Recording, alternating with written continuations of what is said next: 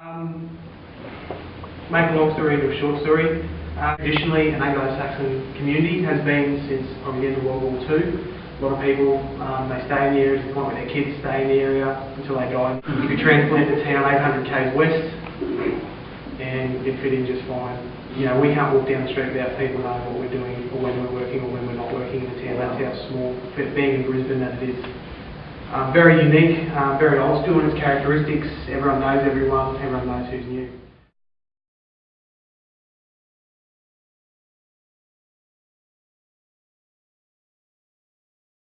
And we saw an increase of international students starting arriving. There was a surge of Indian students arriving in the area, and also Indians just settling in the area.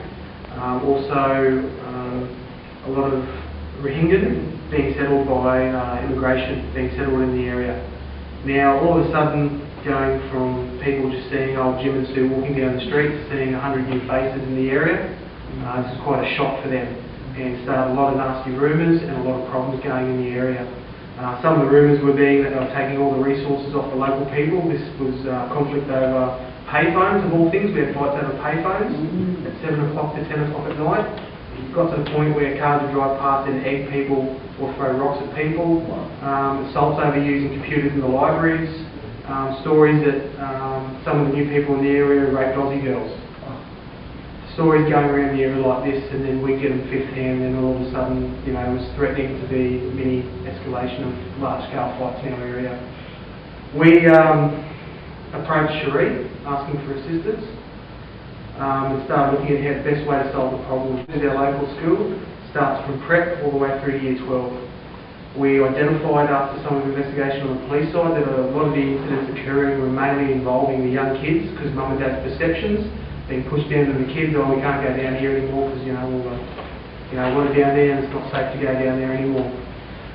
So after identifying that, we started investigating all the complaints, and we found they were all false, all lies, being made up just to paint a picture.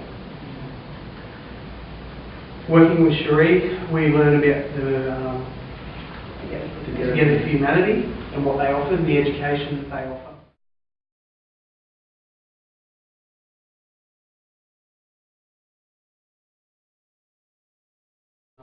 But the kids obviously were quite out there with their thoughts and what they believed. And since the talks have gone in place, and we've set up a couple of things with Education Queensland, with Respect and Resilience Day now coming in place at school. We've gone from numerous Indian students being assaulted to a young Rohingya girl who had a lump of concrete thrown at her, almost got a broken leg, to nothing. To open acceptance, to celebration of days. They're officially invited last year to march in our first End That Day march. And behind the Indian flag were widely applauded by the entire community.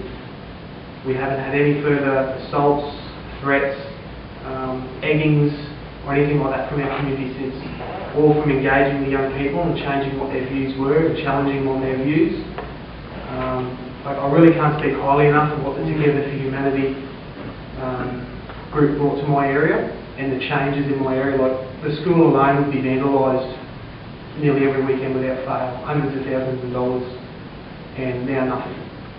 The school's been improved and celebrating all the diversity that is now in the area, from going from just that traditional Anglo-Saxon community to now celebrating all the different cultures. There's a large also Pacific Island, Polynesian, all the cultures, a lot of Islander kids now coming in there also being celebrated.